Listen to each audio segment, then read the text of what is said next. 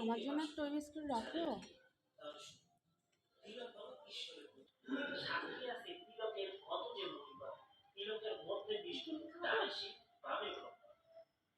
অনেকেই আমরা কে কে বাস করে জানেন কি?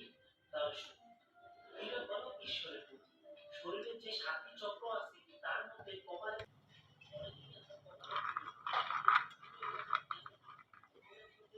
তিলক শব্দের অর্থই বাকি এবং এই তিলকে কে কে বাস করে জানেন কি?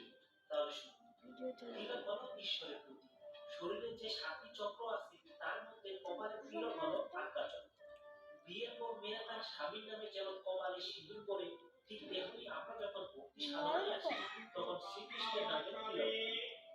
এই তিলকের ২ লাইন হলো শ্রীকৃষ্ণের পদচিহ্ন বা শ্রীচক্র।